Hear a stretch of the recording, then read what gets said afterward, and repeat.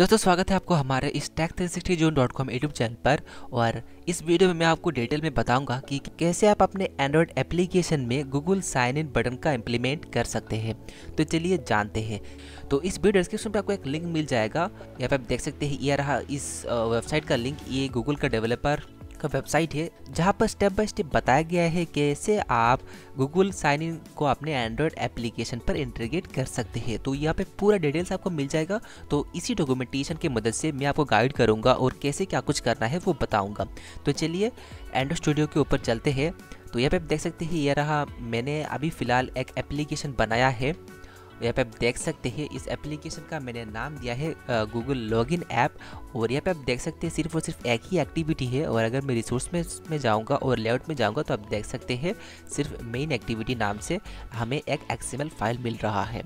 सबसे पहले मैं आपको बता दूं कि आपको एक डिपेंडेंसी ऐड करना पड़ेगा गूगल ऑथ का। और इसी डिपेंडेंसी की मदद से आप अपने एंड्रॉयड एप्लीकेशन पर गूगल साइन इन का जो बटन है उसको लगा सकते हैं और बाकी का सब कुछ काम कर सकते हैं। तो इसके लिए आपको सिंपली इस ग्रिडल स्क्रिप्ट पे जाना है और will.gradle पे जाना है, जो मॉड्यूल लेवल का है वहाँ पे जाना होगा। और आपको ये वाला डिपेंडेंसी ऐड करना होगा। जैसे कि आप देख सकते हैं ये डिपेंडेंसी आपको कहाँ से मिलेगा, आपको इसी जो डॉक्यूमेंटेशन पेज है वहाँ पर मिल जाएगा। आपको सिंपली स्टार्ट इंटीग्रेटिंग पे क्लिक करना है। और आप देख सकते हैं यहाँ पे ये जो गूगल जो है ये पहले से ही ऐड किया हुआ होता है, तो आपको डालने की ज़रूरत नहीं है। और ये रहा ये डिपेंडेंसी, तो आपको ऐड कर लेना है। उसके बाद आपको अपने जो प्रोजेक्ट है उसको कॉन्फ़िगर करना पड़ेगा गूगल एपीआई कंसोल के साथ। तो इसके लिए आपको सिंपली क्या करना होगा, उसी ईमेल आईडी से लॉगिन हो जाइएगा जिस ईमेल आईडी के मदद से आप गूगल एपीआई कंसोल बनाना चाहते हैं या फिर पहले से आपने बना रखा है। तो उसी ईमेल आईडी से लॉगिन हो जाइएगा। मैं पहले से ही लॉगिन हूँ। तो आपको सिंपली लॉगिन करने के बाद कॉन्फ़िगर ए प्रोजेक्ट पर क्लिक करना होगा।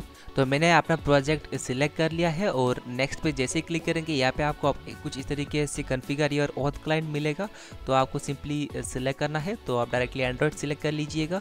जैसे ही एंड्रॉयड सिलेक्ट करेंगे आपको यहाँ पे अपना पैकेज नेम और SH1 जो साइन इन सर्टिफिकेट है वो डालना होगा। तो चलिए वो डाल देते हैं। तो इसके लिए मैं क्या करूँगा, डायरेक्टली अपने will.gradle फाइल में आऊँगा और यहाँ पे एप्लीकेशन आईडी में जो भी आईडी आपको मिलेगा वही आपका पैकेज नेम है। तो इसको सिलेक्ट करके यहाँ पे डाल दीजिएगा। और जो SHA1 साइन इन सर्टिफिकेट है यह भी आपको एंड्रॉयड स्टूडियो से मिल जाएगा। तो आपको सिंपली एंड्रॉयड स्टूडियो में जाना है, ग्रेडल पे जाना है और यहाँ पे आप डायरेक्टली ऐप पे क्लिक करिए, टास्क्स पे क्लिक करिए और उसके बाद यहाँ पे आपको एंड्रॉयड पे क्लिक करना है और साइन इन रिपोर्ट पे क्लिक कर देना है। तो आपको SH1 सर्टिफिकेट मिल जाएगा। लेकिन काफ़ी लोगों को यहाँ पे दिक्कत ये आएगा कि जब आप ग्रेडल पे क्लिक करेंगे तो मुझे कुछ इस तरीके से मिल रहा है लेकिन आपको ऐसा नहीं मिलेगा। तो अगर आपको ऐसा प्रॉब्लम आ रहा है तो इसको बड़ी ही आसान से ठीक कर सकते हैं। एक्चुअली ये प्रॉब्लम नहीं है, जो भी एंड्रॉयड स्टूडियो को अपडेट किए हैं अपडेट के दौरान ये ऑटोमेटिकली डिसेबल रहता है और इसको आपको एनेबल करना पड़ेगा। तो चलिए वो देख लेते हैं कि कैसे आपको ये एनेबल करना है ताकि आप अपना SHA1 सर्टिफिकेट की को जनरेट कर सके। तो यहाँ पे मैंने क्या किया है, मैंने उसको बंद कर दिया है। तो चलिए मैं दिखा देता हूँ। ग्रेडल पे जाएंगे तो आपको कुछ इस तरीके से ऑप्शन मिलेगा, आपको वो टास्क एंड्रॉयड दिखने को नहीं मिलेगा। अगर आपको भी ऐसा अपने एंड्रॉयड स्टूडियो में दिख रहा है तो यहाँ पे टेंशन लेने की ज़रूरत नहीं है। आपको सिंपली क्या करना है, यहाँ पे आपको फाइल पे जाना है और सेटिंग्स पे चले जाना है और यहाँ पे आपको जो एक्सपेरिमेंटल है यहाँ पे जाना है। और यहाँ पे जाने के बाद आपको यहाँ पे दिखने को मिलेगा कि ये वाला जो ऑप्शन है do not view Gradle task list during Gradle sync, ये एनेबल है, यहाँ पे टिक लगा हुआ है। तो इसको आपको अनचेक करना है और यहाँ पे अप्लाई करके ओके कर देना है। जैसे ओके करेंगे और यहाँ पे जाएंगे तो आपको वही का वही यहाँ पे मिलेगा। लेकिन फिर से आपको क्या करना है, फाइल पर जाना है और यहाँ पे आपको क्या करना है, sync project with Gradle file.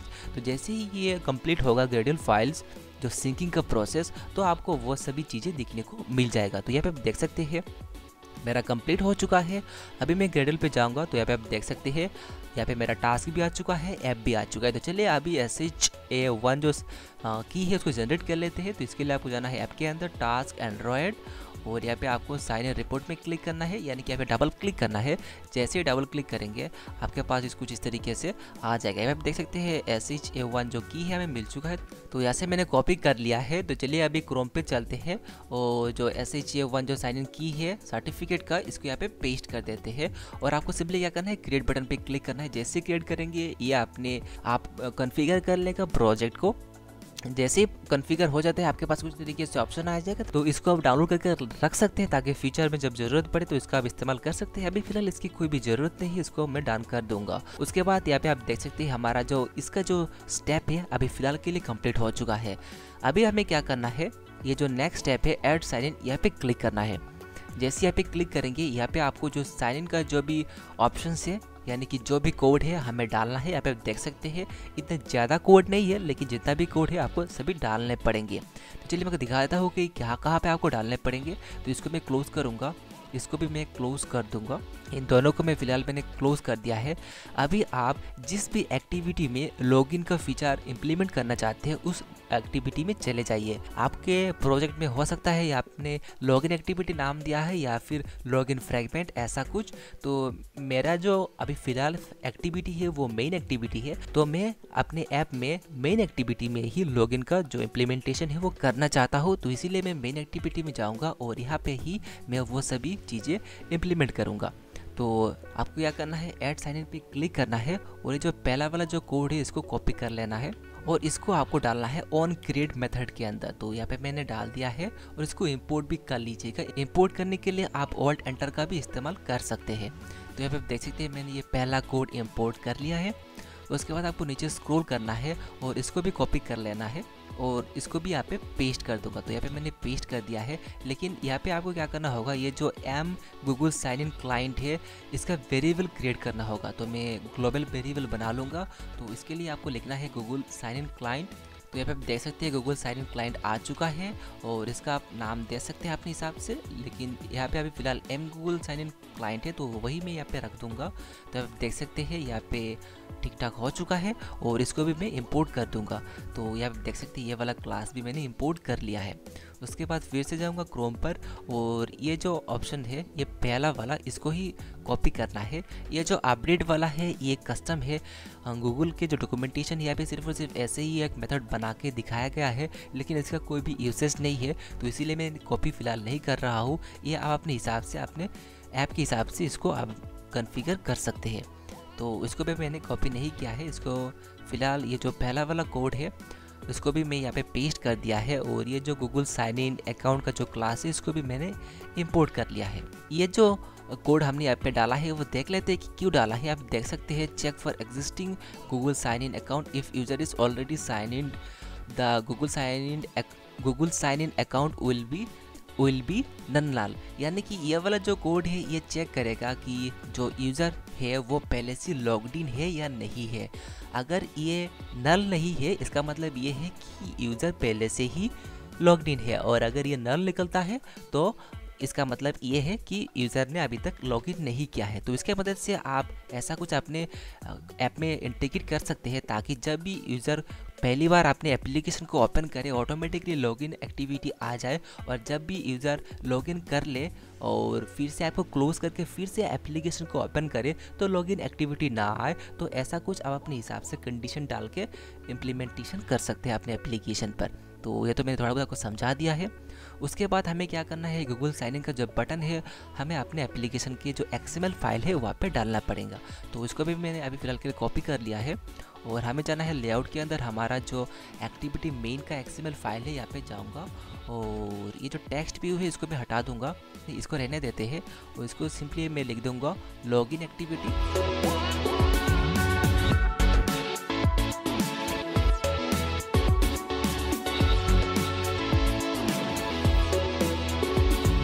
तो ठीक है, तो यहाँ पे मैं थोड़ा बहुत ऐसा डिज़ाइन कर लिया है। ये सिर्फ और सिर्फ ऐसे डेमो पर्पस के लिए ही है, तो इसके लिए यहाँ पे मैं इतना टाइम नहीं दे रहा हूँ। उसके बाद हम क्या करेंगे, जो साइन इन बटन है उसका जो आईडी है वो देख लेते हैं क्या है। तो आईडी है साइन इन बटन, तो इसको ही रहने देते हैं। अभी हम क्या करेंगे, यहाँ पे टाइप कास्ट करेंगे, लेकिन टाइप कास्ट हम जो भी हम करते हैं फाइंड व्यू बाय आईडी ऐसा नहीं करेंगे। वैसा करेंगे तो काफ़ी तो टाइम भी लगता है, और अगर आप काफ़ी ज़्यादा बड़े प्रोजेक्ट के ऊपर काम कर रहे हैं तो कोड भी काफ़ी ज़्यादा बढ़ जाता है। तो इसके लिए हम यहाँ पे व्यू बाइंडिंग का इस्तेमाल करेंगे। व्यू बाइंडिंग का इस्तेमाल करके आप वही सब कुछ काम सिर्फ और सिर्फ एक ही लाइन से कर सकते हैं, तो टाइम भी काफ़ी बच जाएगा और कोड लिखने में भी आसानी होगी। तो इसके लिए मैं उसको एनेबल कर दे रहा हूँ व्यू बाइंडिंग को। तो फिर से आपको क्या करना है, व्यू डॉट ग्रेडियल मॉड्यूल लेवल जो फाइल है वहाँ पे चले जाना है और यहाँ पे आपको मिलेगा कंपाइल ऑप्शंस। तो उसके नीचे आपको क्या करना है, तो यहाँ पे मैंने लिख दिया है व्यू बाइंडिंग ट्रू, और इसको लिखने के बाद आपको सिंक नाउ पे क्लिक कर देना है। तो ये क्या करेगा, सिंक हो जाएगा और उसके बाद आप आसानी से व्यू बाइंडिंग को इस्तेमाल कर सकते हैं अपने प्रोजेक्ट पर। तो व्यू बाइंडिंग को इस्तेमाल करने के लिए हमें क्या करना है, थोड़ा बहुत चेंज करना पड़ेगा।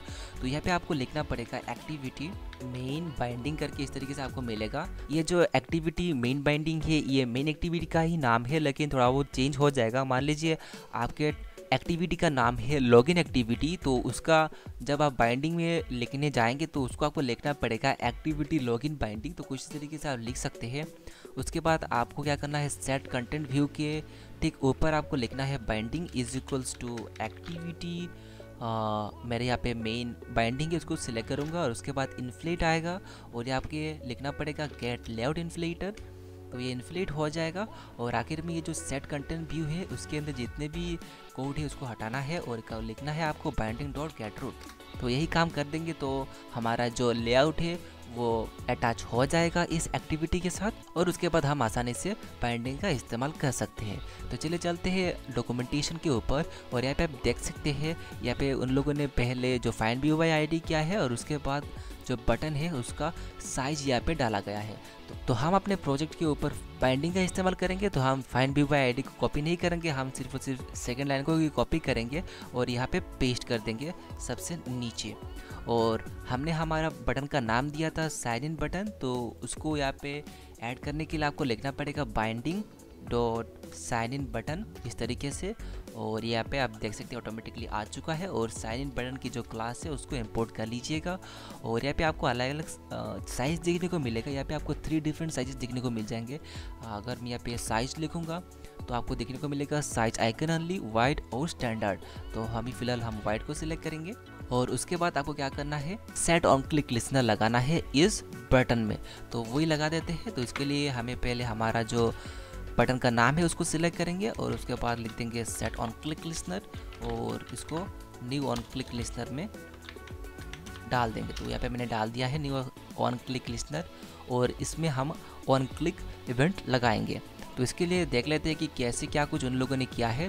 तो थोड़ा सा नीचे और स्क्रॉल करेंगे तो आप देख सकते हैं उन लोगों ने ऑन क्लिक लगा रखा है और यहाँ पे आप देख सकते हैं ये सारे चीज़ें उन लोगों ने यूज़ किया है। तो आपको भी करना है तो इसको मैं यहाँ पे कॉपी करूँगा और इस ऑन क्लिक के अंदर डाल देना है। तो आप देख सकते हैं इंटेंट को पहले इंपोर्ट कर लेना है, इंपोर्ट यहाँ पे मैंने कर लिया है। और यहाँ पे देख सकते हैं स्टार्ट एक्टिविटी फॉर रिजल्ट जो है वो अभी डिप्रिशिएट हो चुका है, यानी कि फीचर में उसका कोई भी अपडेट नहीं मिलेगा और सिक्योरिटी वगैरह काफ़ी ज़्यादा बढ़ जाएंगे, रिस्क भी हो जाएगा। तो अगर आप चाहते हैं कि नया वाला इस्तेमाल करें तो इस वीडियो में हम वही करेंगे। हम स्टार्ट एक्टिविटी फॉर रिजल्ट का इस्तेमाल नहीं करेंगे, हम इसका जो अल्टरनेटिव मेथड है उसका ही इस्तेमाल करेंगे। यहाँ पे आप देख सकते हैं यहाँ पे बताया गया है कि ये डिप्रिशिएट हो चुका है। तो इसको मैं हटा देता हूँ और मैं आपको बताऊँगा कि अभी आपको क्या करना है, लेकिन उससे पहले हम देख लेते हैं और क्या कुछ हमें यहाँ पे करना है। तो यहाँ पे आप देख सकते हैं ये रहा ऑन एक्टिविटी रिजल्ट का कोड और साथ ही साथ जो हैंडल है उसका कोड। तो हम क्या करेंगे, सिंपली इस हैंडल का जो कोड है अभी फ़िलहाल कॉपी करेंगे और इसको इसके नीचे यानी कि इस ऑन क्रिएट मेथड के नीचे डाल देंगे और जितना भी चीज़ें करना रहेगा वो हम यहाँ पे अभी कर लेंगे। और यहाँ पे एक लॉग डाल देते हैं ताकि कोई एरर आए तो हमें लॉग भी मेंटेन हो जाए। तो चलिए आप देख लेते हैं कि कैसे अभी हम ऑन एक्टिविटी रिजल्ट मेथड का इस्तेमाल कर सकते हैं अल्टरनेटिव तरीके से। लेकिन अगर आप फिर भी चाहते हैं कि इसका इस्तेमाल करें तो इसका भी इस्तेमाल कर सकते हैं। जैसा मैं अभी फ़िलहाल करने जा रहा हूँ वैसा ही होगा, थोड़ा बहुत चेंज होगा। तो आपको सिंपली यही कॉपी करना है और यहाँ पे डाल देना है और ऊपर का जो ये वाला ऑप्शन है ये भी डाल देना होगा और आपका काम हो जाएगा। लेकिन अगर आप चाहते हैं कि नए जो भी तरीका है उससे करें तो मैं आपको बता देता हूँ कि क्या करना है।